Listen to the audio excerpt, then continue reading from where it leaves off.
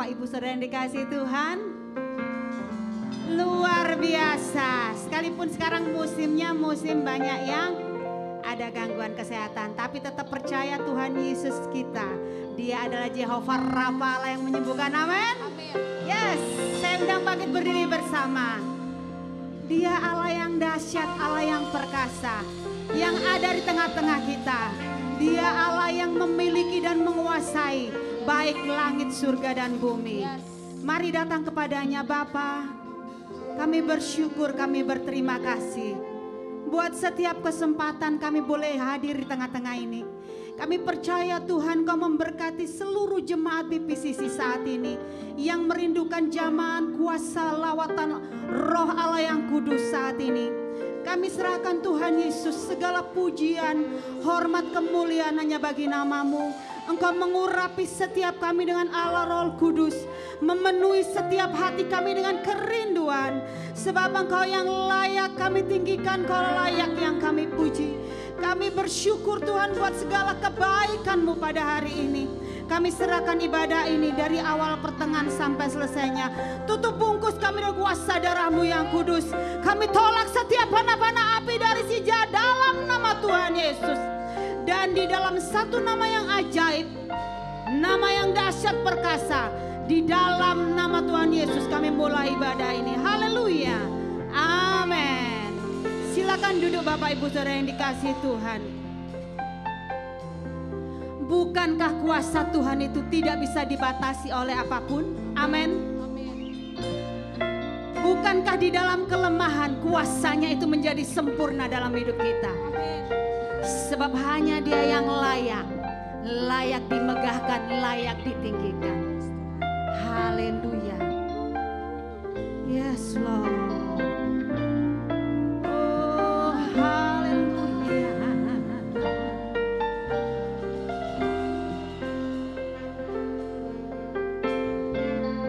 Yes, katakan sama-sama. Tak terbatas kuasa-Mu Tuhan,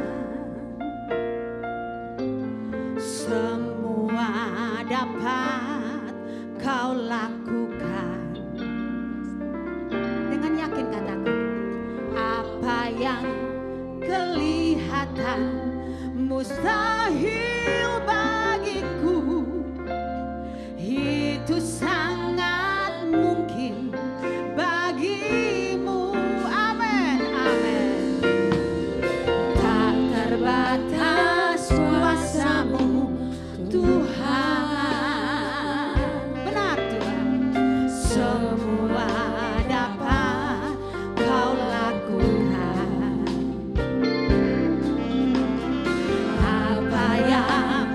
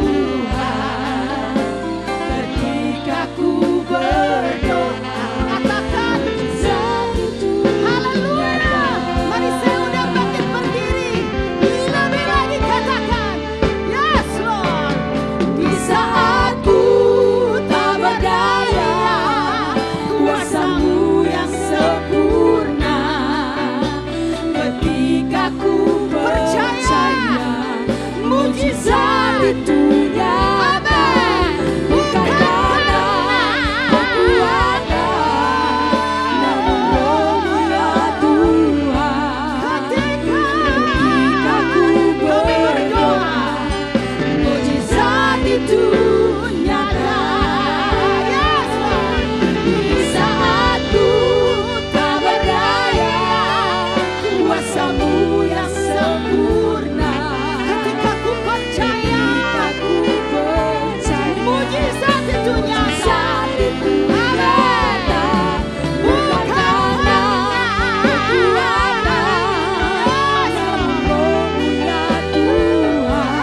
Ketika ku berdoa, mujizat itu nyata. Mari angkat tangan sama-sama dengan katakan,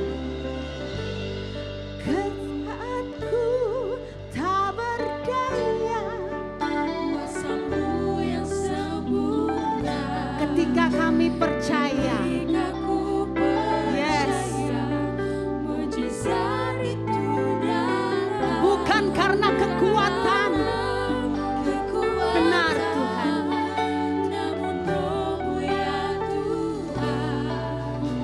Ketika ku Terus berdoa. mujizat Come on, jemaat Tuhan, katakan dengan sungguh.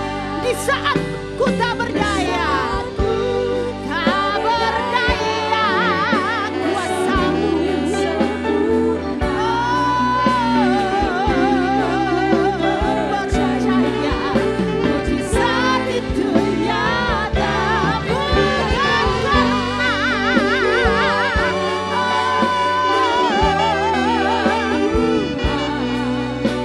ketika ku berdoa, mujizat itu nyata. Ketika ku berdoa, mujizat itu nyata. Katakan percaya, percaya, mujizat itu nyata.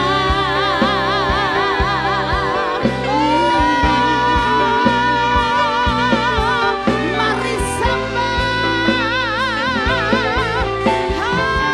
haleluya.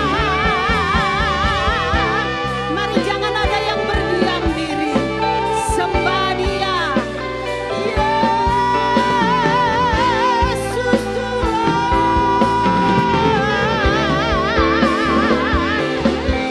Kau Jehovah Tsebaot, Allah kami yang dahsyat, perbuatan-Mu ajaib atas kami.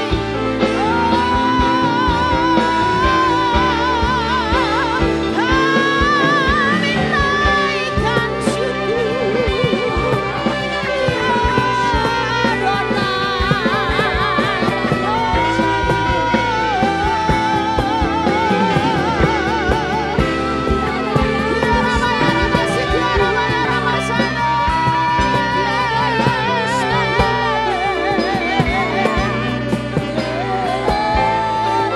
ya layak ditinggikan, layak dimuliakan. Yesus Tuhan.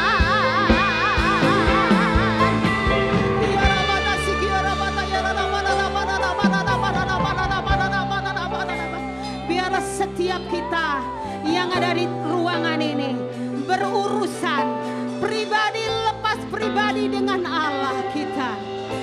Sebab Allah Roh Kudus itu menjamah melawat setiap hati. Allah kita hanya berurusan dengan hati kita. Dia melihat kerinduan kita. Tetap percaya, bagian kita percaya. Dia yang melakukan segala sesuatu yang mustahil menjadi nyata dalam hidup kita. Sebab tidak ada yang mustahil bagi Yesus.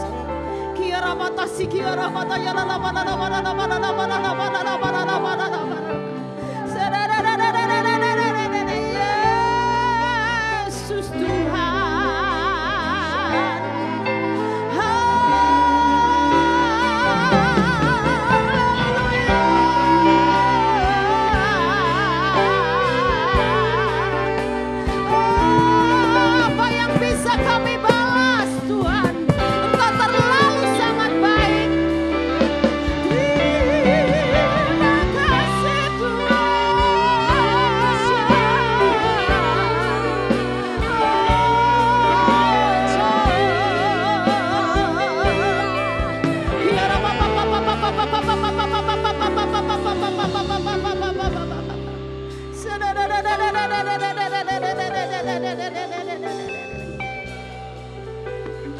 Bukankah Allah kita adalah Allah yang sama yang membelah lautan?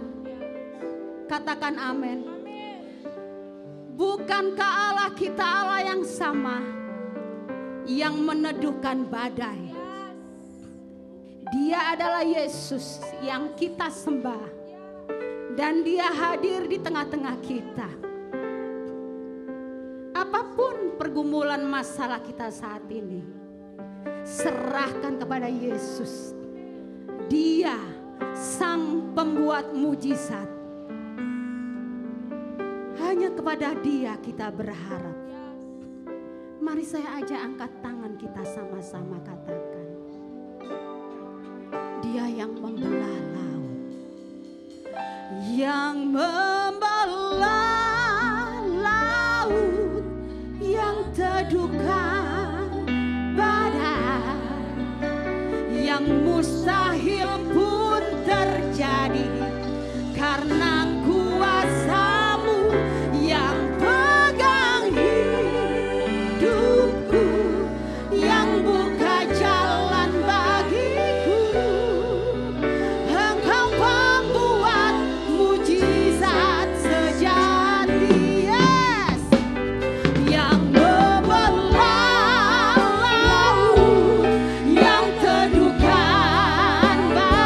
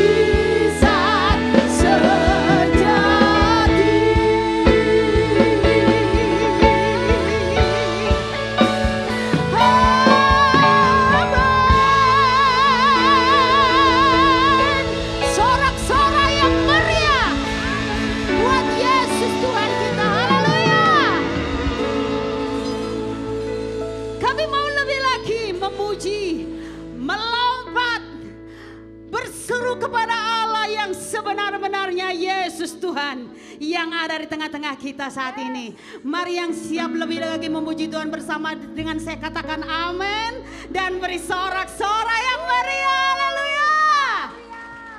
Tuhan Yesus sudah siapkan tanah, Dia juga siapkan gedungnya, dan tugas kita, jiwa-jiwa kita bawa, amin. Penuh sukacita, penuaian sukacita pasti terjadi di Pulau Bali ini. Yes.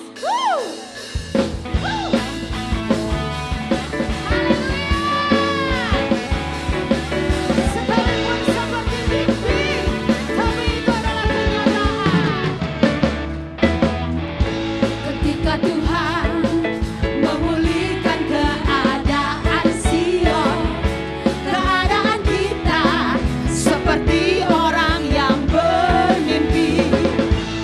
Waktu itu mulut kita penuh dengan tawa, lidah kita dengan sorak-sorai. Sekali lagi, ketika Tuhan memulihkan keadaan Sion, keadaan kita seperti apa? Seperti orang yang bermimpi. Waktu itu mulut kita penuh dengan tawa, lidah kita dengan sorak-sorai yang menabur dengan mencucurkan air mata, pasti akan menuai dengan sorak-sorai. Yang berjalan menangis sambil menabur benih, pasti pulang membawa berkas-berkasnya. Haleluya. Katakan, ketika Tuhan memulihkan keadaan Sion, keadaan kita seperti apa? Seperti orang yang bermimpi. Waktu itu mulut kita penuh dengan tawa, lidah kita dengan sorak-sorai yang menabur dengan mencucurkan air mata, pasti akan menuai dengan sorak-sorai. Yang berjalan menangis sambil menabur benih, pasti pulang membawa berkas-berkasnya.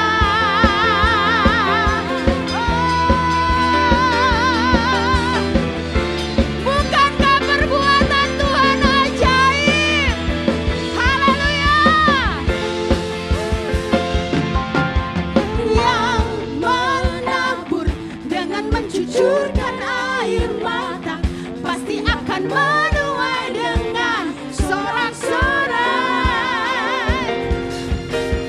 Yang berjalan menangis sambil menabur benih, pasti pulang membawa berkas-berkas.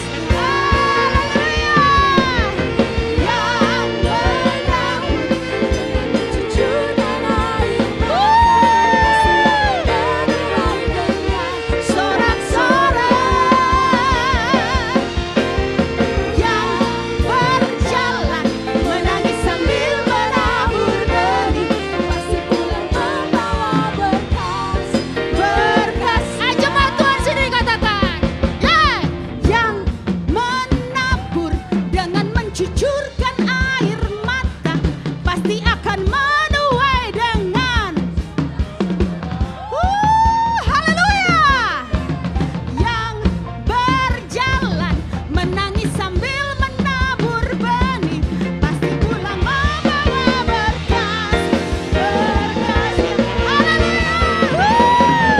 Yang menabur dengan mencucurkan air mata, pasti akan menuai dengan sorak-sorai.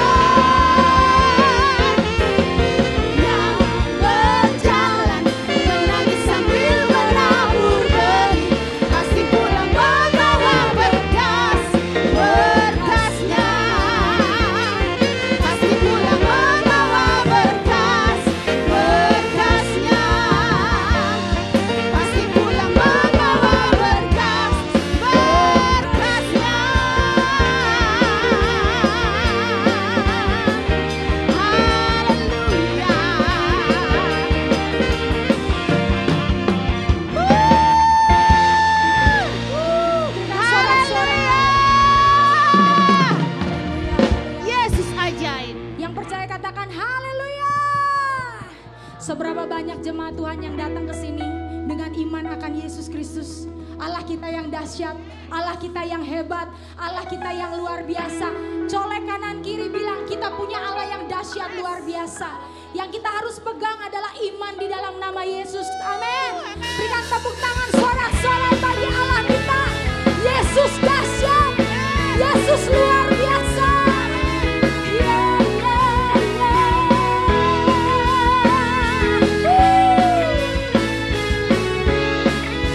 Sama-sama katakan, dasar dari yang ku harapkan. Katakan bukti, bukti dari segala yang tak kulihat. Katakan iman, iman berikan ku kekuatan. Untuk apa Bapak Ibu? Untuk melakukan perkara. Semua katakan, bersama Roh-Mu kita pasti menang.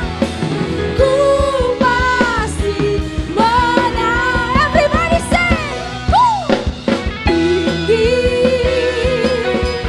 nama-Mu dipuji, hormat kemuliaan. Sorak dengan segenap hati, sorak dengan segenap hati, Raja. Haleluya. Dia tidak akan memberikan pencobaan melebihi batas kekuatan kita. Amin. Tetap biarkan pencobaan. Katakan dengan iman Bapak Ibu, melebihi batas kekuatanku. Yes. Kau yang berikan ku kemuliaan. Haleluya. Semakin serupa dengan gambar. Semuanya tekan. Bersama Roh-Mu aku pasti menang. Ku pasti menang. 1, 2, 3, go. Tinggi nama-Mu dipuji, hormat kemuliaan. Sorak-sorai bagi Allah kita. Sorak dengan senang hati, Raja keagungan. Siapa yang membelah laut? Siapa namanya? Siapa yang membuat mujizat dalam hidup Bapak Ibu? Yesus namanya. Haleluya.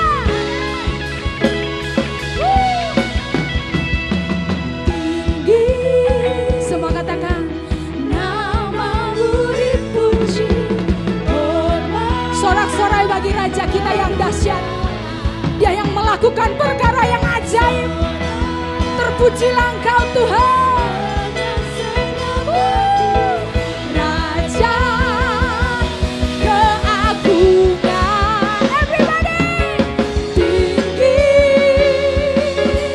nama-Mu dipuji, hormat kemuliaan. Sorak-sorai bagi Allah kita. Dengan senang hati, Raja. Sekali lagi katakan tinggi, tinggi, nama-Mu, Raja. Sorak, sorak dengan senang hati, Raja keagung. Katakan Engkau Raja, Raja keagung. Engkau Raja, Raja keagungan. Engkau Raja yang dahsyat. Engkau layak untuk ditinggikan Tuhan. Haleluya, haleluya. Yeah, yeah.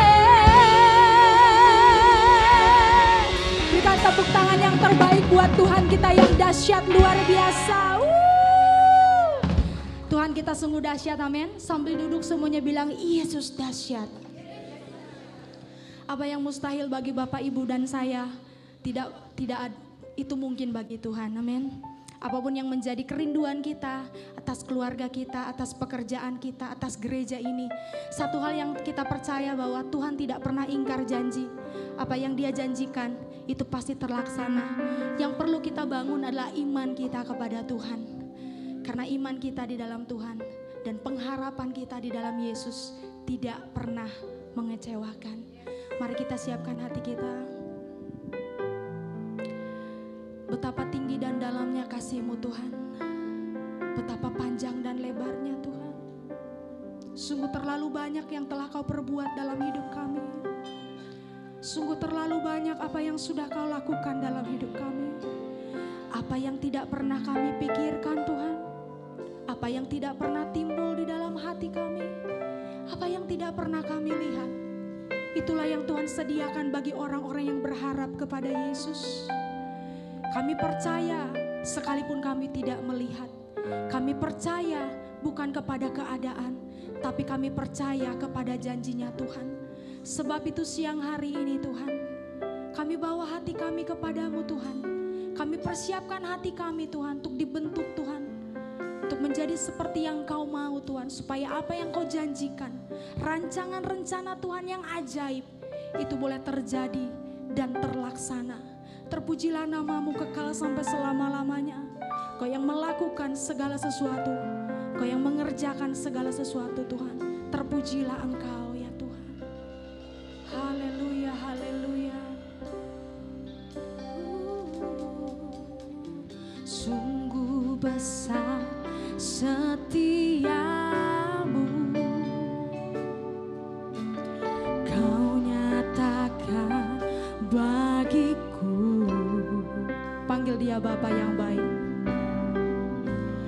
Kau Bapa yang selalu mengerti isi hatiku. Kemuliaan-Mu Bapa, kemuliaan-Mu Kau janjikan.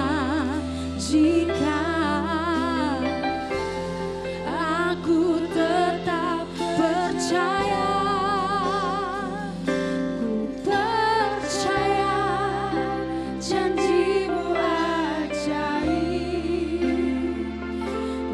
terukir dalam kehidupanku. Mari berserah kepada Yesus. Ku berserah di dalam kekuatan-Mu. Ku percaya. Berikan tepuk tangan buat Yesus kita yang dahsyat, yang luar biasa. Haleluya. Sungguh besar setiamu. Kau nyatakan bagi. Sebab Engkaulah Bapa yang baik, Bapakku.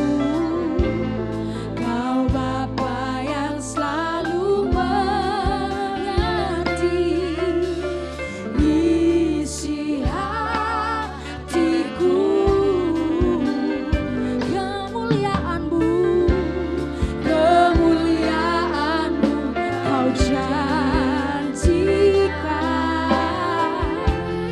Aku tetap percaya. Sama-sama nyatakan, ku percaya janji-Mu ajaib. Yes God, terukir dalam kehidupanku. Ku berserah di dalam kekuatan-Nya Kau. Segalanya bagiku.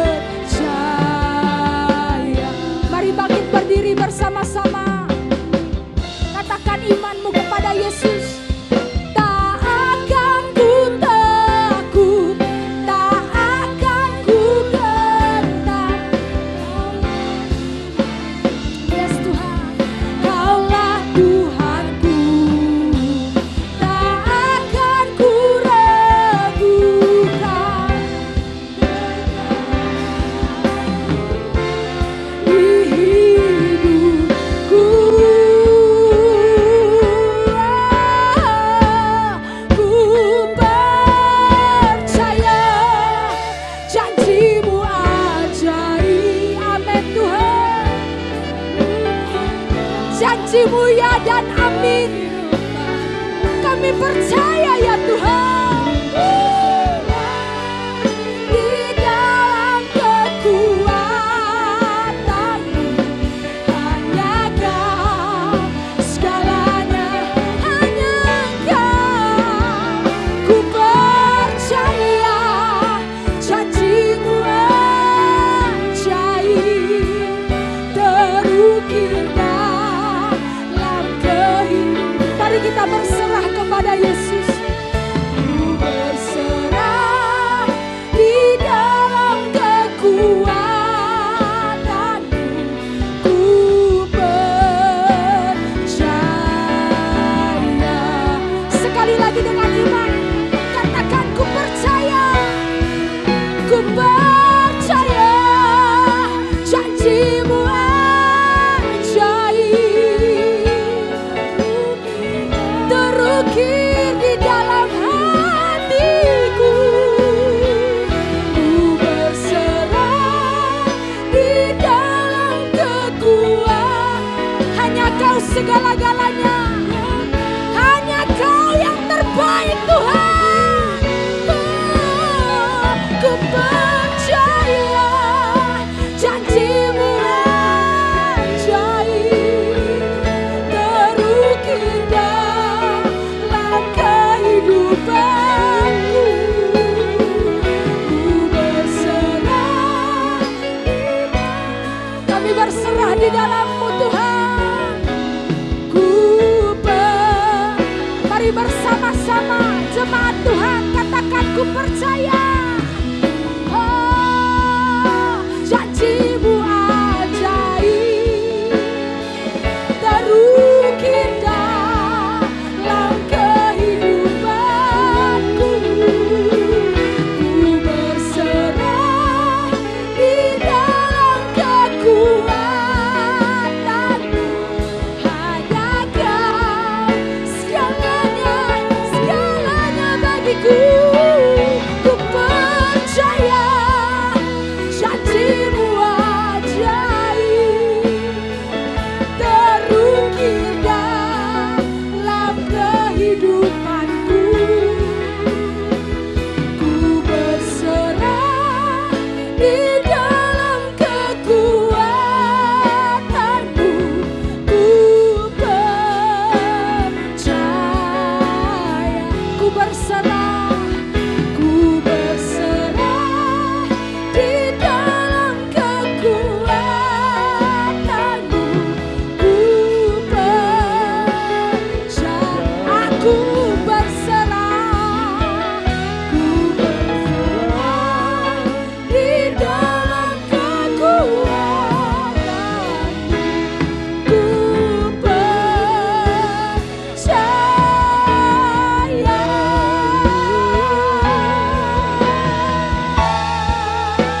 Aku percaya.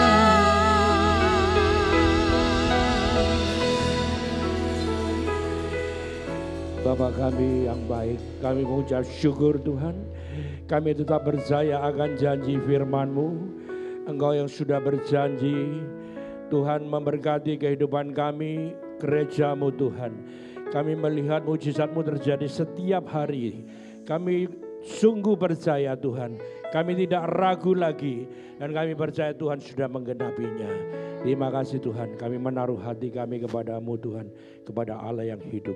Kami sungguh tahu Tuhan bahwa apa yang sudah Engkau lakukan bagi kami itu semua karena kasih karunia-Mu yang berlimpah. Terima kasih Bapa. Biarlah kami boleh mengerti akan kehendak Tuhan. Kami boleh mengerti apa menjadi rancangan-Mu Tuhan. Untuk kami kerjakan, kami lakukan dalam kehidupan kami. Terima kasih Tuhan. Kami mengubah hati kami, mengubah perilaku kami, perkataan kami Tuhan. Tindakan kami, apa yang Kau lakukan Tuhan. Boleh selaras dengan apa yang Kau kehendaki. Biarlah firman-Mu Tuhan boleh meneguhkan kami semuanya. Kami terus mau belajar untuk mendengar, merenungkan dan melakukan apa yang Tuhan ajar kepada kami. Berkati hamba-Mu yang menyampaikan firman dan juga kami seluruh jemaat Tuhan. Kami menerima dengan kerendahan hati. Kami terus mau belajar, kami mau diajar. Kami perlu Tuhan Engkau mengarahkan hidup kami. Kau menunjukkan kepada kami apa yang harus kami kerjakan dalam dunia ini. Terima kasih Tuhan. Kami terpujilah nama Tuhan. Di dalam nama Tuhan Yesus kami berdoa, mengucap syukur, haleluya. Amin.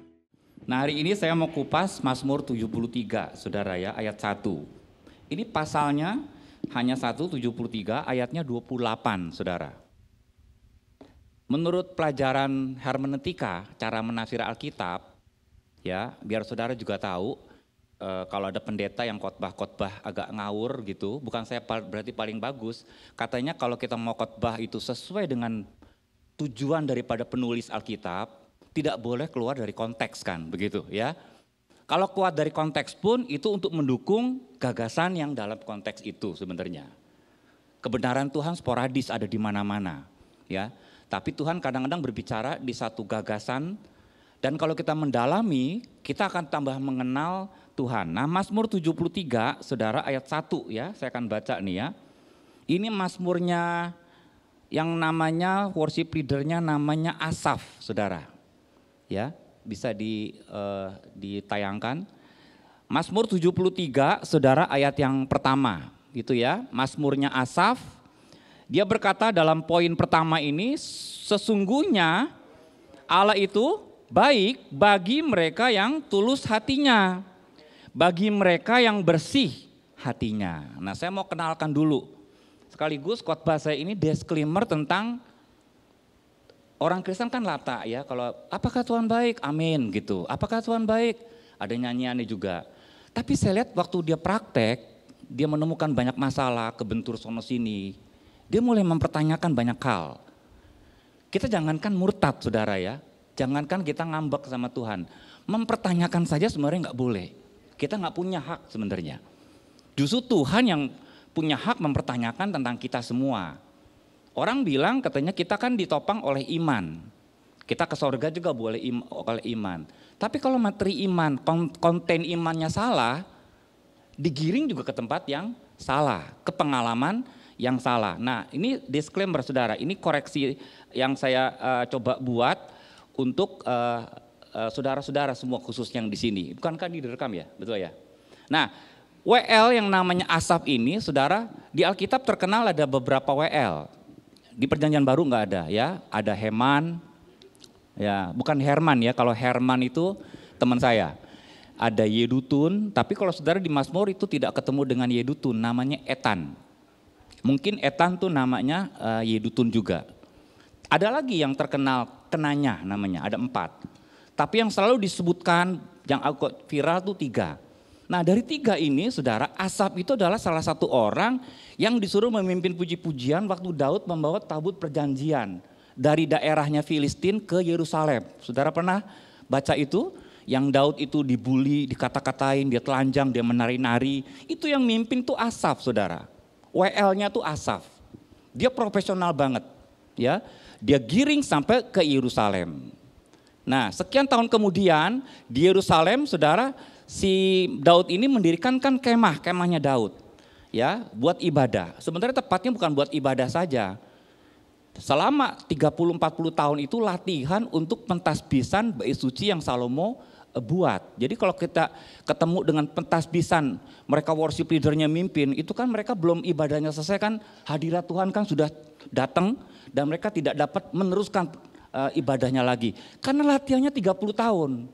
Nah, saudara tahu pemimpinnya itu ya Asaf juga saudara. Jadi pemimpin dari semua kru tim praise and worship-nya Daud itu yang terkenal adalah si Asaf. Si Asaf ini jago musik. Kalau saudara coba ngulik ya, dia bisa alat musik apa saja ya. Pukul dia bisa. Pukul waktu itu kan belum ada drum ya. Baru ada ceracap gitu ya. Tiup juga dia bisa. Petik dia bisa. Dia orang yang sangat skillnya hebat sekali. Tapi bukan hanya itu saudara. Alkitab kita mencatat si Asaf ini dia mengarang setidaknya saya temukan 12 lagu. Kalau kita dibahasakan di Alkitab namanya 12 Mazmur. Nah salah satu Mazmur yang saya akan kupas hari ini, Mazmur 73. Ini Mazmur sungguh sebenarnya memprihatinkan saya saudara. Seorang setingkat selevel Asaf ya, yang sebenarnya dia dikagumi oleh ratusan mungkin ribuan orang di situ. Karena karismanya itu tidak ada tertandingi saudara. Dia bisa main musik, dia bisa nyanyi saudara, dan dia bisa ngarang lagu. Kan jarang orang saudara. Ada orang yang pintar nyanyi kan dia nggak bisa main musik. Ya. Selain itu saudara dia punya posisi yang cukup bagus di tim praise worship-nya Daud. Jadi dia bukan orang abal-abal. Dia bukan simpatisan, dia bukan aktivis. Dia posisinya cukup bagus. Sejarah mencatat itu saudara. Cuman nanti saudara akan lihat ya. Nasib seorang worship leader yang sangat hebat sekali, dia punya iman yang dia sebutkan tadi apa tadi? Tuhan baik kepada orang yang bersih hatinya, kepada orang yang murni hatinya ya.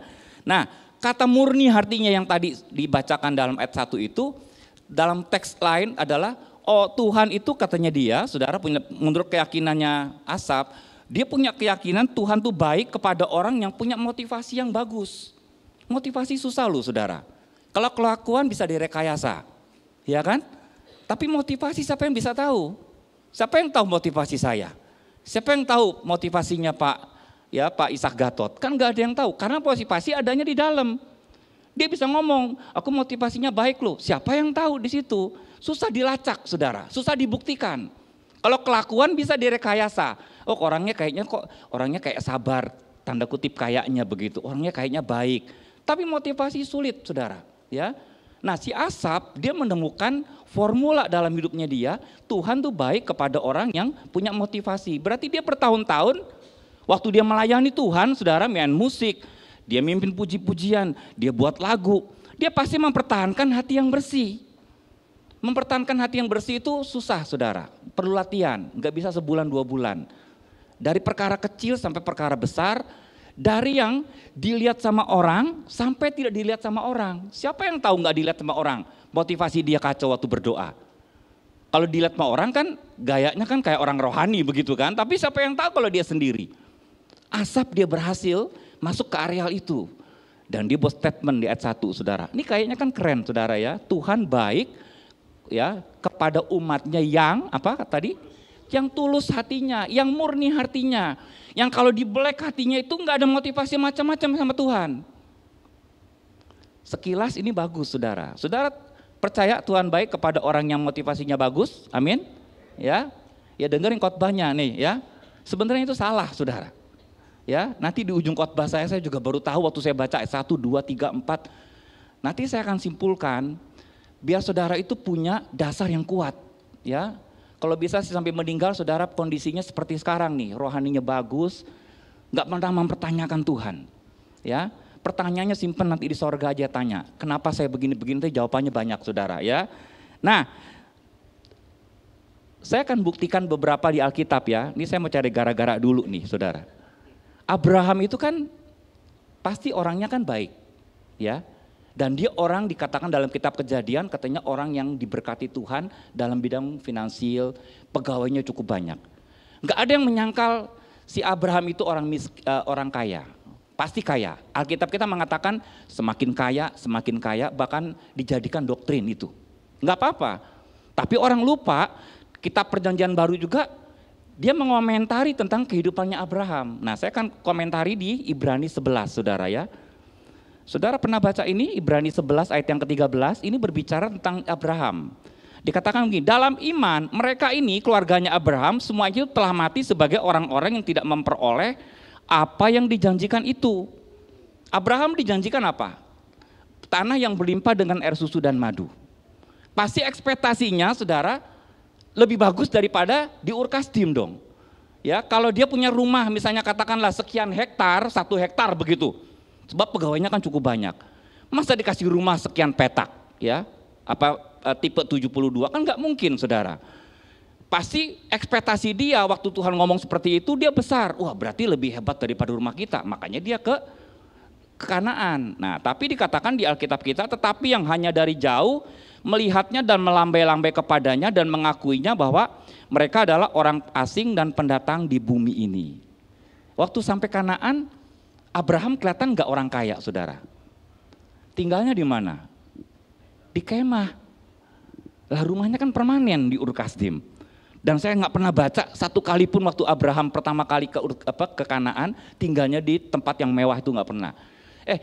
Kemah itu kalau ada kabut kalau ada angin dia akan terbang, saudara. Tapi Abraham nggak pernah ngeluh. Ya, apakah Abraham tidak merasakan kebaikan Tuhan? Dia merasakan kebaikan Tuhan, tapi dia nggak kaya, saudara, di situ. Kayaknya di Ur-Kasdim.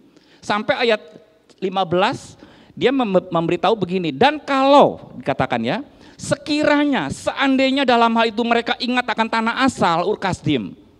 Saudara, kan ada yang jadi Kristen kan mungkin disembuhkan dari sakit, dulunya kere, diberkati Tuhan, ya. Dulunya diputus pacar, terus jadi Kristen, pacarnya sekarang banyak misalnya begitu, ya. Contohnya, ya, ada problem suami istri jadi Kristen. Maksudnya kan itu dari Ur-Kasdim, itu tempat yang maksiat itu kan ke tempat yang bagus kan, ya. Si Abraham itu nggak kecewa loh ketika dia menemukan kenyataannya beda dengan hidupnya yang dulu. Sampai di kata kitab kita mengatakan, seandainya mereka itu ingat akan tanah asal dan yang mereka telah tinggalkan, mereka cukup mempunyai kesempatan untuk pulang ke situ. Saya berani ngomong begini, pendeta, ya, karena mungkin saya nggak punya jemaat kali ya. Kalau saudara itu merasa jadi Kristen yang nggak bagus, balik aja ke agama yang lama, nggak apa-apa. Ya, Kristen tuh mahal, saudara, terlalu mahal untuk dihitung semuanya. Orang datang ke saya disembuhkan dari penyakit, saudara. Diiming-imingin dari penyakit. Tapi sekian tahun saya baru tahu bahwa Tuhan panggil saya bukan melalui penyakit saja. Ada hal yang luar biasa yang Tuhan mau ungkapkan kepada saya. Jadi saya nggak balik lagi ke agama yang lama, maksud saya begitu, ya. Abraham ada kesempatan balik yang ke lama. Lalu yang kedua, saya kasih contoh dulu, ya. Namanya Paulus. Saudara mungkin tidak sekekurangan Daud, ya, si Paulus. Paulus dia pernah kekurangan, dia pernah ngaku di orang-orang Filipi, aku tahu apa itu kekurangan dan aku tahu apa itu kelimpahan. Dalam segala hal dan dalam segala perkara tidak ada sesuatu yang rahasia bagiku. Lalu dibilang baik dalam hal kenyang maupun dalam hal kelaparan. Jadi dia pernah kelaparan. Siapa yang menyangkal si Paulus itu, dia kan pasti mempertahankan hati yang bersih. Sampai dikatakan dari semua rasul-rasul, sayalah yang mempertahankan hati nurani yang paling bersih. Tapi kenyataannya hidupnya tuh dalam tanda kutip kayak Tuhan gak baik sama dia. Dia pernah kelaparan, dia pernah kekurangan. Masih mending kita kan hidupnya. Paulus pernah mengalami itu. Tapi dia gak pernah mundur, saudara, ya. Nah, saya mau kupas sedikit, tadi cuma mau cari gara-gara bahwa ada orang-orang yang cinta Tuhan, mempertahankan hati yang bersih, tapi kok kayaknya nggak ngalami kebaikan Tuhan. Karena konotasi kebaikan Tuhan dalam perjanjian lama itu kan berkat, kesembuhan kan begitu, pangkat, ya, posisi kan kelihatannya begitu. Tapi kenyataannya mereka tuh enggak, saudara. Tapi mereka tetap mempertahankan hati yang bersih. Nah, kayaknya si Asaf itu waktu dia menulis poin pertama, Tuhan baik kepada orang yang bersih hatinya, kayaknya dibanyak baca kitab Taurat. Misalnya saya punya ya kutipannya. Ulangan 28, 29, 30 yang gak perlu dibaca semua, saudara nanti baca aja di rumah, ya. Dalam Ulangan 28 misalnya, kan ada yang mengatakan jika engkau mendengarkan baik-baik suaraku, kata Tuhan. Pernah dengar itu? Ya, dan melakukannya dengan setia, konsisten, nggak seminggu sekali. Apa janjinya? Banyak kan di bawah. Ya, intinya kalau saya boleh ngomong, nanti keluar masukmu di rumah, di tempat pekerjaan akan diberkati. Sepanjang perjalananmu akan diberkati, bakul-bakulmu diberkati. Waktu saya baca itu gairah hidup saya luar biasa loh, saudara. Tapi persyaratannya kan di atas, kalau kamu mendengar dengan baik-baik dan melakukannya. Maka semua janji Tuhan, iming-iming Tuhan cukup banyak, bukan hanya itu loh. Kamu akan dipermuliakan dari semua bangsa, diangkat dan tidak ada yang bisa menurunkan kamu. Kan keren banget itu, saudara. Kamu akan menjadi kepala dan tidak pernah menjadi ekor, kan begitu, ya. Kamu akan memberi pinjaman kepada bangsa-bangsa dan kamu sendiri juga tidak meminjam. Berarti kan dia orang kaya. Dan dia terakhir dia ngomong begini, penyakit Mesir tidak akan pernah masuk ke dalam pintu rumah tangga kamu. Itu kan keren banget, sehat, kaya. Kalau apa tadi? Kalau kamu mendengarkan suara Tuhan dan melakukannya. Kayaknya si Asaf sering baca ini. Kalau saudara menekuni, menganalisa, ini ayat seperti ada transaksi. Tahu gak? Kalau kita melakukan ini, transaksi kan begitu kan, maka akan dapat yang ini. Kalau mereka itu nggak dengerin suara Tuhan baik-baik dan tidak melakukannya, dapat gak yang ini? Nggak dapat kan? Itu kan transaksi. Transaksi tahu kan? Kalau kamu melakukan syaratnya ini, maka akan dapat ini. Berapa banyak, berapa ribu orang ngejar-ngejar kayak gini kan? Abraham juga ngejar di sini, saudara. Rasul Paulus juga ada di sini. Saya percaya juga saudara ada di sini juga. Tapi berapa banyak orang yang jadi kepala? Kan banyak yang saya lihat dari pegawai-pegawai juga ini tampangnya, saudara ya kan? Berapa banyak orang yang kaya raya banget? Enggak terlalu juga kan? Saya kira masih ada orang yang naik angkot juga ke sini. Ya kan enggak semuanya kaya, padahal kita sudah menjalankan kewajiban kita. Kayaknya Asaf tuh dia seperti punya di otaknya saudara, dia punya kepercayaan kalau ada transaksi, kalau umat Tuhan melakukan ini, ya dia penerapannya kalau kita mempertahankan hati yang bersih, betul, nanti Tuhan akan baik sama kita. Konotasi baik itu ya berkat yang tadi saya uraikan itu, ya kesehatan, kekayaan, popularitas, ya dan sebagainya. Tapi kalau kita tidak melakukannya, maka menjadi hukuman, menjadi kutuk, ya. Apakah saudara punya keyakinan hari ini berapa banyak jam doa saudara di rumah? Ya, ada yang doa pagi, doa malam gitu? Ada kan? Apa doa makan aja? Ya. Apakah saudara ada yang baca Alkitab? Ada kewajiban baca Alkitab enggak Pak di sini? Kan ada kan di beberapa gereja pasal sekian, ya. Nanti kita akan serinya sekian. Kan ada orang Kristen gara-gara dia baca kitab Ulangan 28, dia baca kitab Mazmur 73 ini, Tuhan baik kepada orang yang bersih hatinya, dia coba mempertahankan hati yang bersih itu. Tuhan tolonglah sucikan hati saya mau naik mimbar nih, saya ada pelayanan, Tuhan kuduskanlah saya dan sebagainya ya. Lalu dia buat jam doanya bertambah lagi, ya kalau perlu dia puasa, kalau perlu dia baca Alkitab. Berapa banyak orang yang merasa kalau kita melakukan itu Tuhan lebih sayang kepada saudara, kan enggak. Dulu saya merasa begitu loh, kalau tiap pagi saya berdoa 3 jam, kayaknya Tuhan lebih berkenan daripada hari-hari kemarin. Ya, kalau saya rajin ke gereja, maka Tuhan akan hitung saya semua. Apakah saudara punya keyakinan seperti itu? Asap seperti itu saudara, dia ada transaksi. Ya, saya mau katakan begini ya, kalau jam doa saudara bertambah di rumah, ya, kalau jam ibadah saudara juga bertambah, Tuhan tuh nggak lebih sayang kepada saudara. Ya. Karena memang Tuhan sudah sayang sama saudara. Kasihnya sempurna. Definisi kasih yang sempurna setahu saya nggak bisa bertambah, nggak bisa berkurang. Beda sama kita kasihnya. Kalau orang tua, kalau anaknya nurut kan dia tambah mengasihi kan.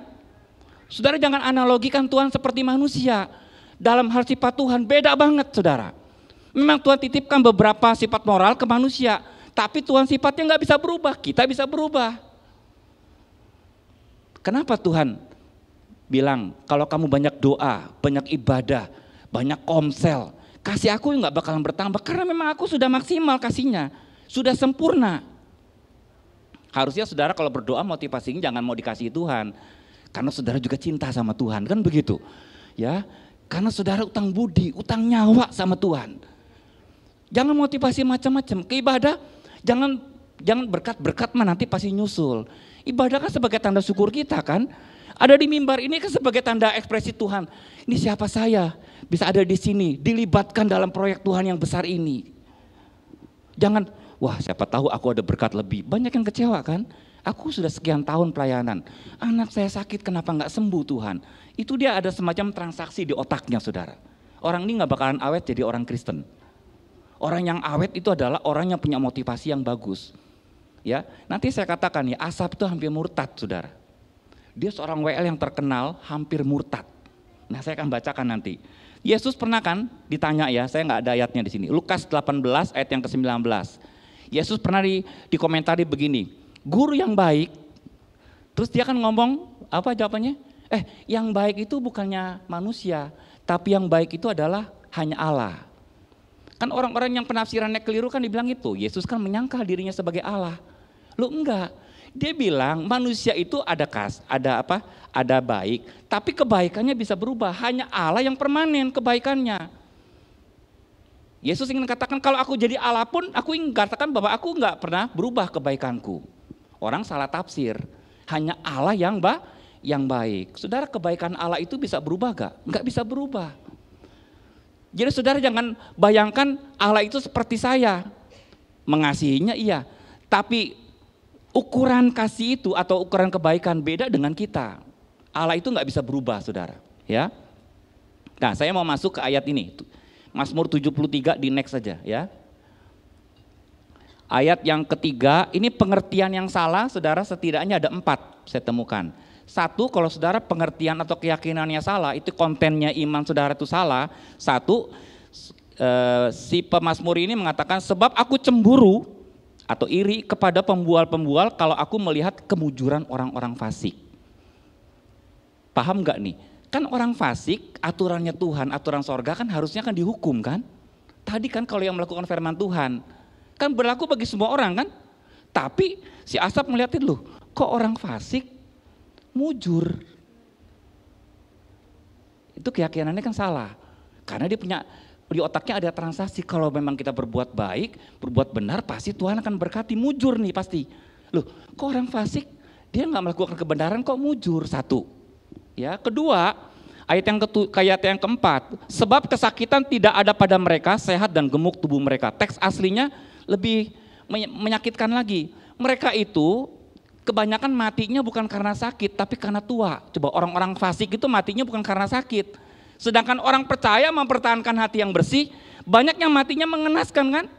Belum waktunya mati, dia sudah mati. Tapi katanya Asaf, kok orang-orang yang fasik itu gak pernah sakit. Bahkan matinya juga pada masa tuanya dia.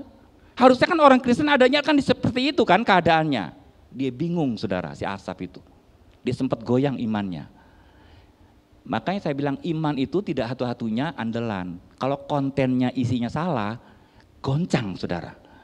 Orang kan bilang iman yang menyelamatkan. Iman yang seperti apa kontennya? Kamu pengertiannya seperti apa? Ini gagasan yang dibentangkan oleh si Asaf nih saudara. Ini yang ketiga ayat yang kelima. Mereka itu tidak mengalami kesusahan manusia dan mereka tidak kena tulah seperti orang lain. Kalau harga naik, pada waktu misalnya ada harga naik, orang-orang fasik nggak pernah khawatir, nggak pernah susah. Kalau orang percaya kan doa puasa, harga naik semua kan, doa puasa kebaktiannya ditambah lagi, pada kebaktian kedua, ketiga nggak, supaya Tuhan lebih memberkati. Kalau orang fasik katanya Asaf biasa-biasa aja dia. Kayaknya Tuhan nggak adil kata Asaf, betul kan? Katanya dia, saya bingung, karena kepercayaannya dia ayat 1 apa tadi, Tuhan tuh baik kepada orang kan yang bersih hatinya, mereka kan gak bersih hatinya. Ayat yang selanjutnya dia katakan begini, karena itu mereka itu dengan bebas membicarakan tentang pemperasan, menghalalkan semua cara, mereka begitu sombong sekali. Dia pusing saudara si Asaf ini. Nah ayat yang ke-21 ya di next, akibatnya ini kan dia buat Mazmur kan puisi saudara ya, puisi kan kata-katanya puitis, dia bilang apa? Ketika hatiku merasa pahit, ya kayak kopi kan tuh ya, dan buah pinggangku menusuk-nusuk rasanya. Buah pinggang tahu gak? Ginjal ya kan, kalau ada orang yang bercanda, aduh gue cubit juga ginjalnya, itu menyakitkan loh saudara ya. Itu dia merasa ginjalnya tuh seperti di anak panah begitu, berarti dia sakit hati sama Tuhan nih. Karena tadi itu buktinya, kok orang fasik kok mujur, orang fasik kok gak pernah sakit, orang fasik kok dia gak tahu susah. Lah kita kan doa puasa, mempertahankan hati yang bersih ini percuma nih, dia bilangin. Goncang kan imannya kan saudara. Ini Asaf loh, orang yang terkenal punya posisi, orang yang dikagumi oleh ratusan ribuan para pengikutnya. Dia bilangin, aku sakit hati terus terang sama Tuhan, aku gak bisa terima nih. Ya, nih di Alkitab saudara sebenarnya bukan Asaf saja yang punya iman yang kacau begini, yang goncang. Ada lagi Habakuk, pernah baca Habakuk? Ada lagi Ayub. Ya, Habakuk itu nabi yang bingung. Tahu nabi bingung kenapa? Dia setuju kalau Israelnya berdosa, salah, dihukum sama Tuhan. Kan perjanjiannya begitu kan? Tuhan ngomong sama dia, aku akan menghukum Israel. Oh silakan, memang harus dihukum Israel. Tapi dia bingung, yang menghukum itu kok kenapa orang Babil, orang Kasdim yang lebih jahat dari orang Israel. Dia bingung. Ya, kalau saya bacakan ini, saya baca ayatnya banyak tuh, nggak usah dibaca. Kalau saudara baca ayat pasal 1, pasal 2, itu teriakannya dia minta tolong, ini di kalangan umatmu banyak penindasan oleh umat yang lain.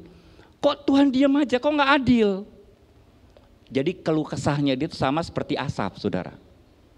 Ini saya bayangin ya, kalau si Asaf, Habakuk, Ayub ketemu, pergumulannya kan sama. Mereka pasti ngegosipin tentang Tuhan ya saudara. Menurut lu gimana? Gue juga bingung sama Tuhan gue. Ya, katanya transaksinya begitu, kalau kita berbuat baik, berbuat benar diberkati. Orang mujur, banyak orang fasik juga mujur.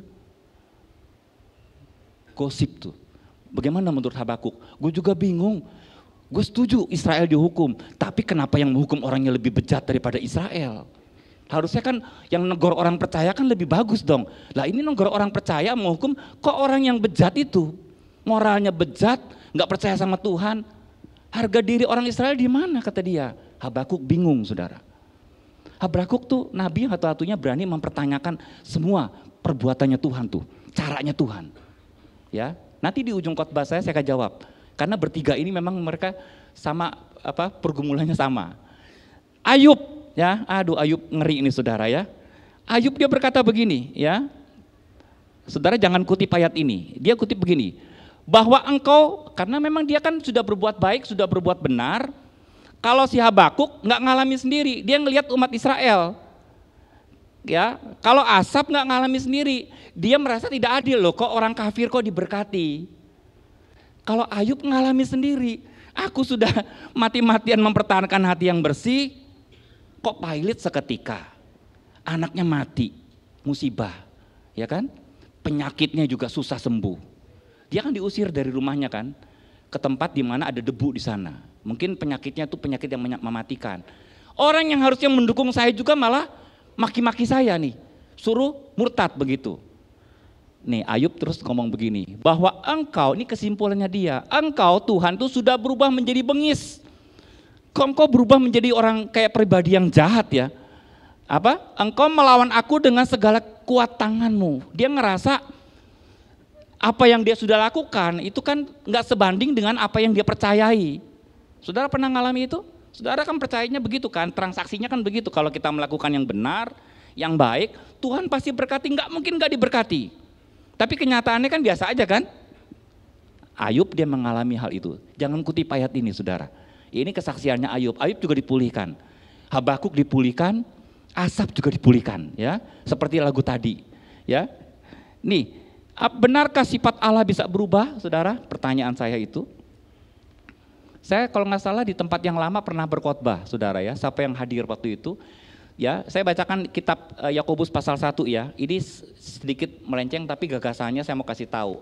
Dia katakan apabila seorang dicobai janganlah ia berkata pencobaan ini datangnya dari Allah. Pencobaan ya, materinya itu. Pencobaan pasti pencobaan yang tidak enak ya, penyakit, bangkrut, rumah tangganya kacau, dikhianati, dibohongi semua. Nah, coba di ayat selanjutnya. Ya, ini ya. Saudara, contohnya Ayub. Saudara ngerasa gak kalau penyakit datangnya dari siapa? Dari Tuhan apa bukan? Diizinkan Tuhan, iya itu bagus. Tapi sumbernya dari mana? Tuhan bukan? Ya, bangkrut dari mana? Kan Ayub bangkrut dari mana? Rumah tangga kan hancur tuh Ayub, rumah tangganya. Sampai mahasiswa saya bertanyakan, itu Pak dia punya si Kesia ya. Anak-anaknya kan lebih cantik daripada yang dulu katanya. Itu istri baru apa istri lama? Waduh saya nggak tahu lah, saya bilang ya. Karena dulu kan biasa Pak katanya. Iya. Anaknya beda loh Pak, DNA-nya ya. Nanti kita kalau ketemu Ayub tanya aja itu istri baru apa istri yang lama, ya. Banyak pertanyaan. Memang tuh logis pertanyaannya, ya. Artinya gini. Waktu Ayub itu mengalami pencobaan yang tidak enak itu materinya dari mana? Bahannya dari mana? Tuhan mengizinkan, nih poin saya ya, bukan berarti asalnya kan dari Tuhan. Saya mau kasih tahu ya, Tuhan tuh nggak punya yang jelek, sama sekali di sorga nggak ada stok yang jelek. Ya, kalau ini Ayub nih ya, itu iblis. Ya, kalau di sorga itu dan Tuhan pribadinya punya penyakit, dia nggak mungkin libatkan iblis, saudara. Dia bilang kepada iblis, penyakit, gak usah, gue juga punya stoknya banyak di sorga ya. Ayo, dia makanya kerjasama dalam tanda kutip sama iblis karena dia gak punya stok yang buruk untuk mencobai saudara itu dalam hal penyakit. Bangkrut, di sorga gak ada stok, bangkrut. Rumah tangga hancur, Tuhan izinkan, tapi asalnya bukan dari Tuhan. Dari mana? Materinya dari iblis itu. Yang saudara benci jangan Tuhannya, iblisnya itu yang saudara benci. Ini ayat ini ya, ayat 16 nih ya. Saudara-saudaraku janganlah sesat. Sesatnya apa? Tadi itu. diizinkan Tuhan, tapi asalnya juga dari Tuhan. Makanya kan banyak orang Kristen, orang percaya bahkan hamba Tuhan kan kepahitan sama Tuhan kan. Kenapa penyakit anak saya nggak sembuh-sembuh? Dia pikir Tuhanlah yang mengizinkan dan asalnya kan dari Tuhan. Kan Tuhan Maha Kuasa, bisa ngapain saja. Loh, ayat ini mengatakan dikoreksi nih. Setiap pemberian yang baik dan setiap anugerah yang sempurna datangnya dari atas, diturunkan dari Bapa segala terang. Nggak ada yang nggak sempurna. Penyakit nggak sempurna loh saudara. Penyakit nggak bagus, bangkrut juga nggak bagus. Saya suka nguji mahasiswa, ya. Soal saya tuh kadang-kadang saya kasih gampang-gampang. Kadang-kadang saya ngomong sama mahasiswa, coba kamu bikin soal sendiri aja, bikin soal, bisa kan? Ada mahasiswa kan yang pintar kasih soal susah. Jadi soal yang saya kasih ke mereka itu dari mahasiswa asalnya, tahu gak ini? Ya, buat soal sendiri masing-masing, saya aduk, ya. Ada 5 soal dari 10 mahasiswa begitu, ada 5 yang saya ambil. Ngerti gak maksud saya? Ini asalnya bukan dari saya, ini kan dari Anda sendiri. Jangan pernah kepahitan sama Tuhan. Tuhan gak punya bahan yang buruk, saudara. Nanti saudara kan tahu, oh penyakit bukan dari Tuhan. Memang diizinkan. Yang saudara mesti benci, yang hantam itu iblisnya, saudara. Ya, tadi kan pertanyaannya, apakah Tuhan bisa berubah menjadi jahat? Enggak bisa. Sama sekali Tuhan jangan dianalogikan seperti saudara. Saya ini kenal Pak Peter ya, kenal Pak Peter dari Pak Ishak. Pak Ishak orang baik, ya. Tapi suatu saat dia juga bisa jahat sama Pak Ishak loh, bisa kan? Karena saya manusia. Ya Pak Peter juga baik banget, ya. Setiap kali saya kesini pasti ditraktir terus, ya. Nanti kapan-kapan saya traktir aja Pak, kita minum kopi lagi ya Pak. Tapi bisa aja kita selek, betul gak? Ya, banyak kan jemaat yang keluarkan dulunya kan baik, jadi dia jadi orang jahat begitu bisa. Saya mau kasih tahu manusia itu bisa berubah baiknya. Istri baik di awal bulan, ya kan? Suami juga bisa tahu, kenapa baik banget loh katanya ya. Ya, bisa berubah karena manusia. Dan jangan pernah menganalogikan, menggambarkan Tuhan sifatnya itu dari manusia, dari saudara sendiri. Nah itu salahnya. Ayub salah, dia ngerasa gue baik, gue bisa berubah jadi jahat, Tuhan juga sama seperti saya. Akhirnya Ayub kan meralat. Tuhan tuh nggak bisa berubah. Kalau ada orang dihukum sama Tuhan, saudara ya, itu karena Tuhan kan punya sifat adil dan kudus, ngerti gak? Dan dia nggak bisa menyangkali sifatnya itu. Makanya jangan masuk area dosa itu, maksud saya. Kan ada orang yang berpikir, oh Tuhan baik, kita berbuat apa saja. Enggak, Tuhan punya sifat yang lain juga nggak bisa berubah. Kalau dia nggak menghukum, Tuhannya juga nggak adil. Tapi kebaikannya nggak pernah berubah. Sifatnya sama sekali nggak pernah berubah. Apalagi ada orang ngomong, Tuhan kenapa engkau seperti ini? Ah itu salah tuh dia saudara. Ya, kenapa engkau jahat sekali? Seperti Ayub tadi kan, kenapa engkau kayak orang seperti marah sama saya? Dia nggak pernah berubah sifatnya saudara. Kalau dia berubah sifatnya, dia bukan Tuhan. Maka tadi saya bilang, saudara jam doanya bertambah, Tuhan nggak tambah mengasihi. Karena Tuhan sudah mengasihi saudara. Kalau Tuhan tidak mengasihi saudara, 1 Yohanes pasal 4, dia berhenti jadi Tuhan. Karena Tuhan itu keberadaannya adalah kasih. Dia nggak bisa nggak mengasihi, dia nggak bisa nggak baik. Ya, nih pelajaran apa yang kita bisa timba dari Mazmur 73? Saudara kalau disuruh pilih lebih baik disalah mengerti sama orang atau saudara yang salah mengerti. Nah kalau disalah mengertiin orang kayak gini nih ayatnya ada. Di ayat yang ke-7 ya, Mazmur 73 ayat yang ke-7 dan 8. Intinya ayatnya begini ya, karena gemuk kesalahan mereka menyolok, hati mereka meluap-luap, sangkaan, mereka menyindir, mengata-ngatai, artinya begini ya. Ini kan yang nulis kan si Asaf, kan yang punya kepercayaan kalau kita melakukan hal yang benar dan yang baik, maka Tuhan akan memberkati. Gitu kan? Tapi kenyataannya katanya si Asaf, loh aku kok gak semujur orang-orang yang jahat, gitu tadi kan? Loh penyakitnya juga ini banyak aku alami, tapi orang-orang jahat kok gak ngalami. Salah sangka gak mereka? Orang yang kafir pasti kan menduga apa? Dihukum sama Tuhan kan? Ya, artinya gini, kalau saya mau ngomong pakai bahasa saya sendiri, katanya anak raja saudara ngakunya. Ya, kok masih ngontrak? Malu dong anak raja ngontrak, itu salah sangka saudara. Ya kan? Katanya anak Tuhan pencipta langit dan bumi. Ya, kok masih naik angkot? Kalau naik motor pun motornya juga motor rusak, motor butut saudara. Kan tidak selamanya. Itu kan bisa juga salah sangka, bukan berarti itu dihukum Tuhan gitu maksud saya. Makanya tadi pertanyaan saya, lebih baik saudara disalah mengerti sama orang, apa yang saudara salah mengerti tentang Tuhan. Nggak apa-apa, disalah mengerti nggak apa-apa. Oh jemaatnya BPCC itu miskin-miskin semua, nggak apa-apa disalah mengerti. Ya. Asal satu hal nih saudara, saudara jangan pernah salah mengerti seperti Asaf, Ayub sama Habakuk. Itu bergumulnya nggak sebulan 2 bulan, tahunan lu saudara. Ya, nih saya bacakan ya. Akibat orang salah mengerti, ayat yang ke-13. Ngeri kan? Sia-sia katanya si Asaf, sama sekali aku mempertahankan hati yang bersih. Loh, tadi di ayat 1 apa ngomongnya? Tuhan baik kepada orang yang bersih hatinya. Dia kemudian ralat nih, diralat sendiri sama dia, direvisi. Loh, sama sekali aku sia-sia dong kalau begitu mempertahankan hati yang bersih. Kalau seorang WL begini kan gak dipercaya lagi saudara. Loh tadi katanya Tuhan baik kepada orang yang bersih hatinya. Kenapa Bapak ngomong seperti ini? Sia-sia mempertahankan hati yang bersih, aku membasuh tanganku, tanda tak bersalah. Namun kok sepanjang hari aku kayaknya kok kena tulah, kena hukum setiap pagi. Beda dengan orang-orang kafir. Goncang kan imannya. Ini ayat yang lebih mengerikan ayat 2. Tetapi aku sedikit lagi maka kakiku terpleset. Artinya ini kan bahasanya puitis. Dia pengen ngomong begini, aku nih jatuh nih. Nyaris aku tergelincir. Dia mau murtad. Murtad ada 2 jenis saudara ya, murtad teologis sama murtad moral. Kalau murtad teologis saudara ninggalin Yesus sudah, jadinya agama lain. Ada kan? Kalau murtad moral, dia masih mempertahankan agamanya. Dulu kan dia mempertahankan hati yang bersih. Kalau murtad moral, dia abisin hidupnya. Udahlah gue foya-foya aja, gue ngapain berbuat baik, tapi gue jadi Kristen. Itu murtad moral. Dia orang murtad juga. Ada gak yang murtad di sini? Oh saya nggak murtad, bukan murtad teologi saya tanya, murtad moral. Si Asaf ini pernah melakukan ini saudara. Lihat ayat yang ke-13. Percuma gue mempertahankan hati yang bersih. Berarti pernah dalam dekade tertentu, dia itu pernah mengoyak-ngoyak hatinya. Berarti gue ngapain mempertahankan hati yang bersih? Itu murtad moral. Tuhan saya rasa di sorga dibilang, ampun.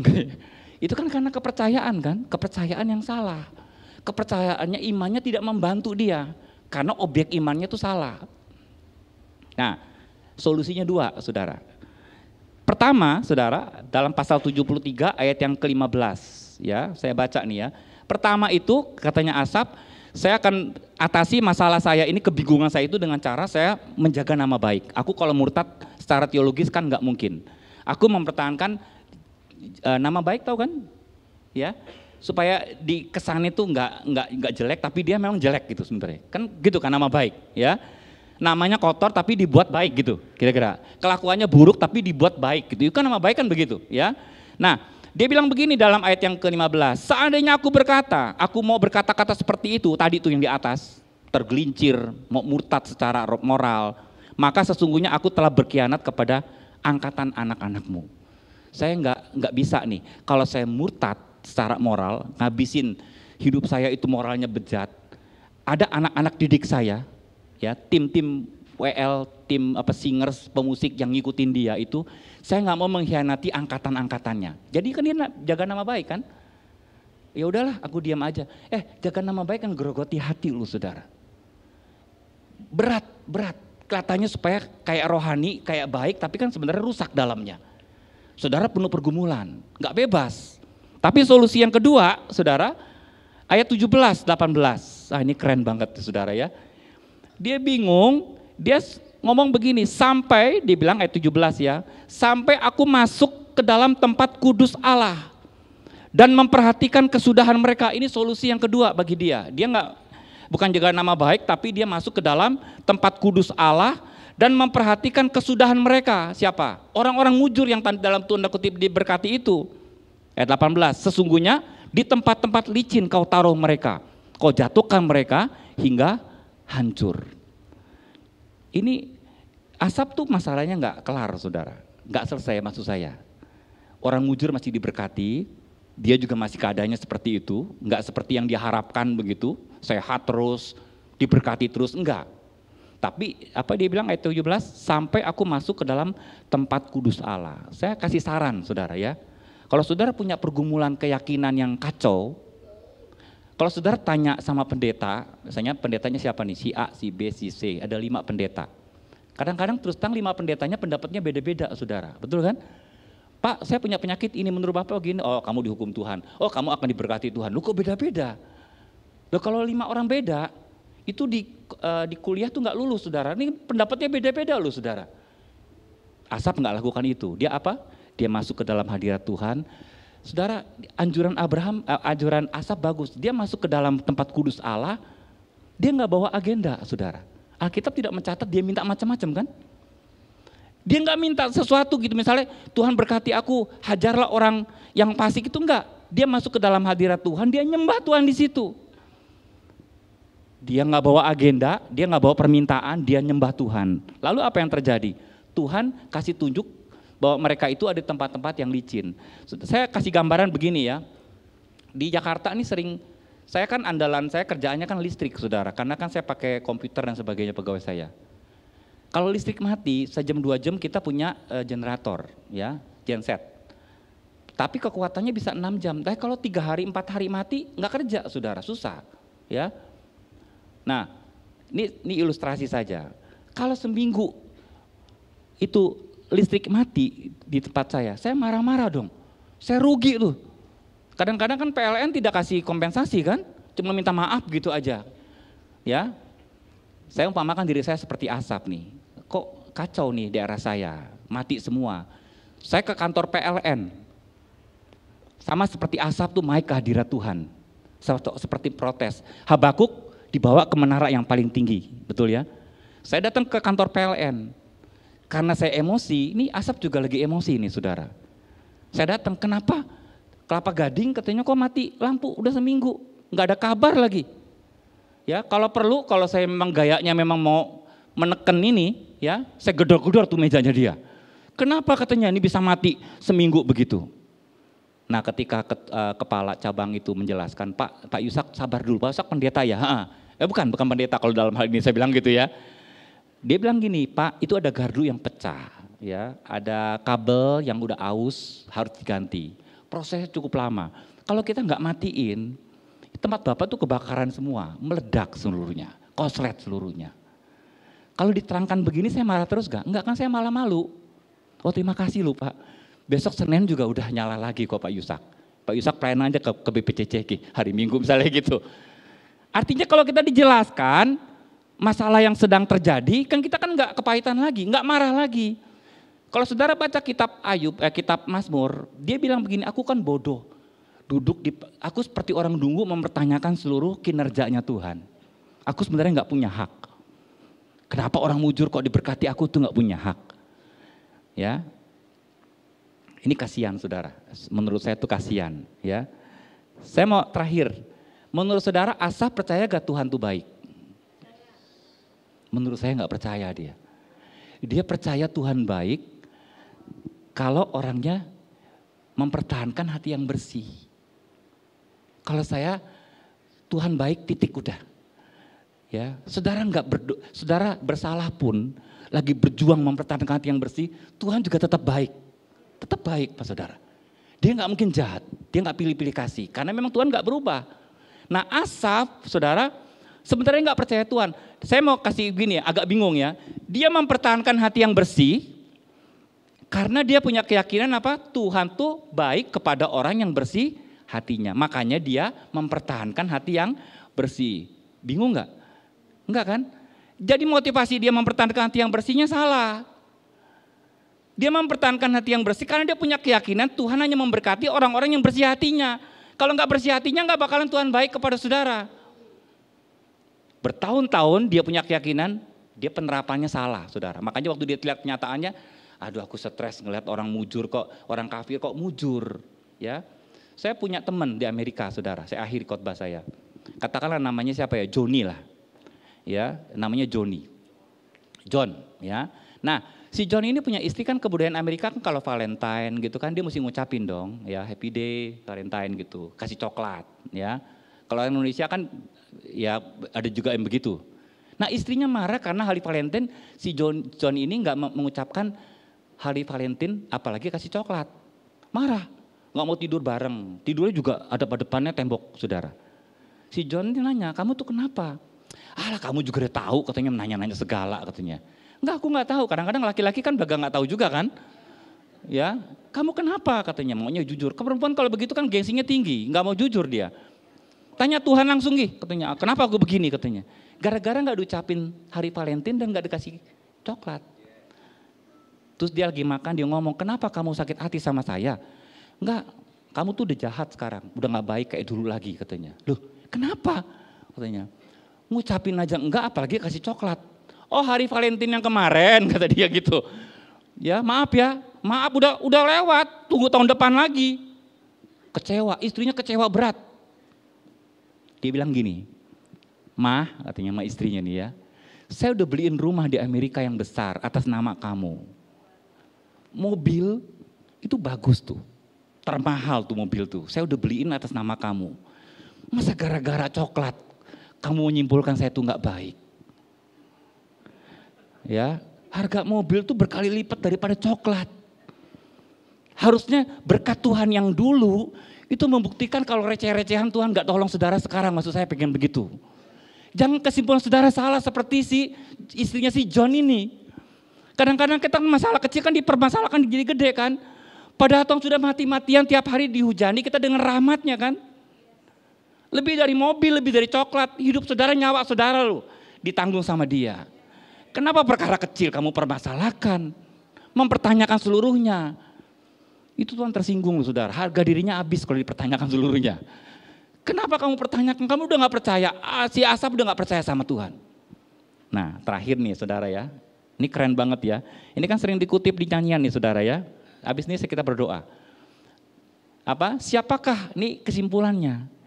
Dia gak bilang lagi Tuhan baik kepada orang yang bersih hatinya, tapi dia bilang begini, siapakah gerangan ada padaku di sorga selain engkau?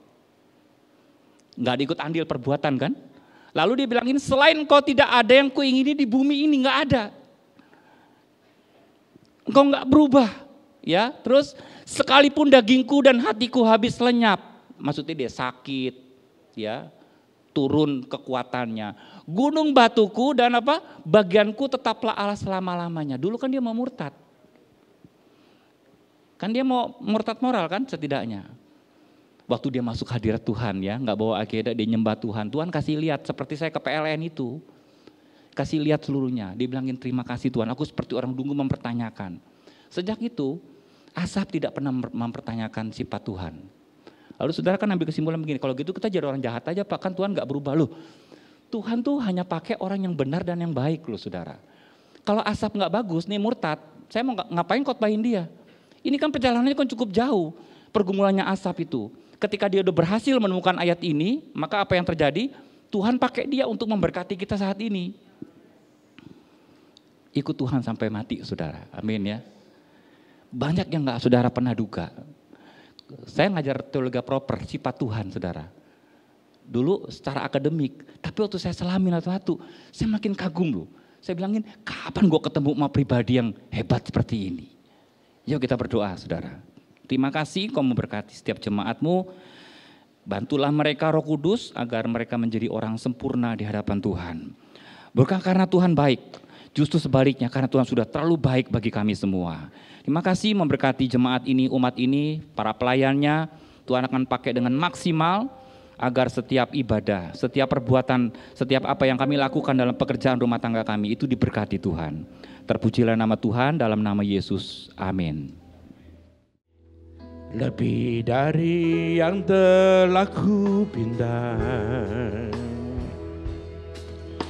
lebih dari yang telah kupikirkan, semuanya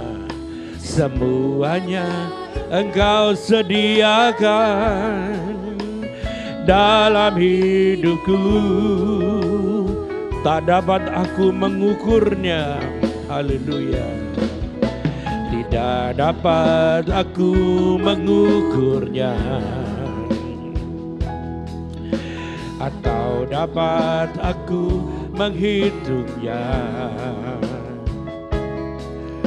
Kebenaran kasih-Mu ya Tuhan, yang Kau berikan.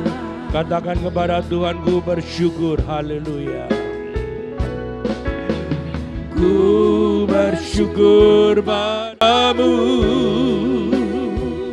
Kau Tuhan yang mengasihiku. Kaulah jaminan hidupku, hati-Mu ada bagiku. Ku bersyukur padamu, Kau Tuhan yang mengasihiku. Kau jadikan hidup ini lebih indah dan lebih berharga. Lebih dari yang telah Kupinta, lebih dari yang telah Kupinta.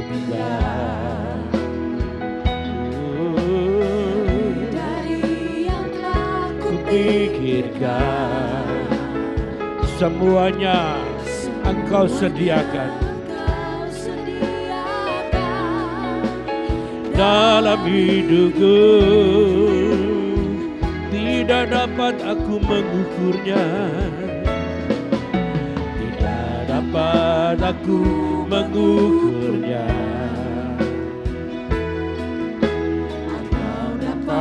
Aku menghitungnya. Kebesaran kasih-Mu ya Tuhan, kebesaran kasih-Mu ya Tuhan, yang Kau berikan. Ku bersyukur padamu ya Tuhan. Ku bersyukur padamu, Kau Tuhan yang mengasihiku. Kaulah jaminan hidupku, hati-Mu ada bagiku. Ku bersyukur padamu, Kau Tuhan yang mengasihiku. Kau jadikan hidup ini lebih indah, lebih berharga. Ku bersyukur padamu Tuhan. Ku bersyukur padamu, Kau Tuhan yang mengasihiku. Kaulah jaminan hidupku, hati-Mu ada bagiku. Ku bersyukur padamu, Kau Tuhan yang mengasihiku. Kau jadikan hidup ini lebih indah dan lebih berharga. Ku bersyukur padamu Yesus. Ku bersyukur padamu, Kau Tuhan yang mengasihiku. Kaulah jaminan hidupku, hati-Mu ada bagiku.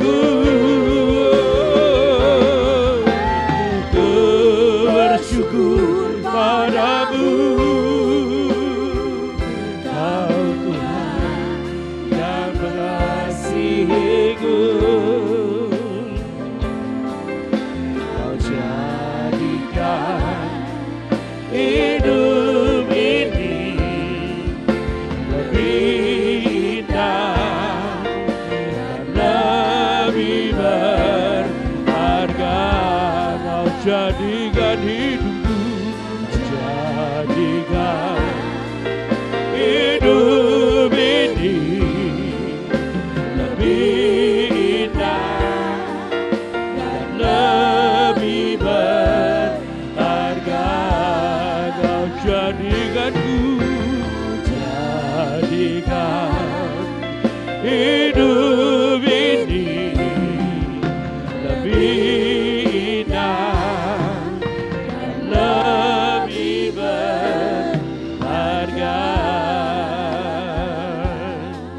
Bapa kami dalam surga, dalam nama Tuhan Yesus, terima kasih Tuhan mengingatkan kepada kami seluruh umat-Mu, kami harus mengasihi-Mu seumur hidup kami Tuhan. Kami mempertahankan iman kami Tuhan yang benar dan yang murni. Terima kasih Tuhan buat Kau sudah mengajar kepada kami. Tuhan menunjukkan kepada kami supaya kami memiliki hati yang bersih, hati yang tulus, hati yang berkenan kepadamu Tuhan. Kami mau pertahankan sampai akhir hidup kami. Terima kasih Tuhan buat pengertian, pewahyuan Tuhan sudah saya nyatakan dalam kehidupan kami. Terima kasih Tuhan, apa yang kami tabur akan kami tuai. Dan Tuhan melihat seberapa kami mengasihi-Mu, seberapa hati kami bersih dan tulus di hadapan Tuhan. Memberkati seluruh umat Tuhan, setiap keluarga kami di mana melangkah kami bekerja, kami melakukan segala sesuatu. Tuhan menyertai, Tuhan melindungi, Tuhan memberkati kami. Haleluya. Tuhan memberkati Engkau dan melindungi Engkau. Tuhan menyinari Engkau dengan wajah-Nya dan memberi Engkau kasih karunia. Tuhan menghadapkan wajahnya kepadamu dan memberi engkau damai sejahtera. Diberkati engkau di kota, diberkati engkau di ladang, diberkati buah kandunganmu, hasil bumi, hasil ternakmu, diberkati bakulmu dan tempat adonanmu. Diberkati engkau pada waktu masuk dan diberkati pada waktu keluar. Tuhan memerintahkan berkat atasmu dalam lumbungmu, dalam segala usahamu. Dan Tuhan memberkati engkau di negeri yang diberikan kepadamu oleh Tuhan. Dan Tuhan juga menetapkan engkau menjadi umat-Nya yang kudus, seperti yang dijanjikannya dengan sumpah kepadamu, jika engkau berpegang pada perintah Tuhan dan hidup menurut jalan yang ditunjukkannya.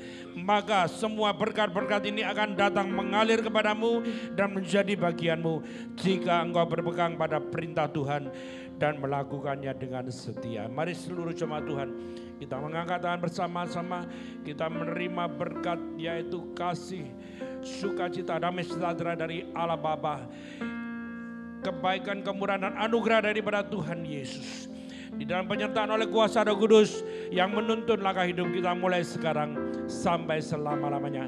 Di dalam nama Tuhan Yesus Kristus, semua yang percaya boleh berkata haleluya. Amin.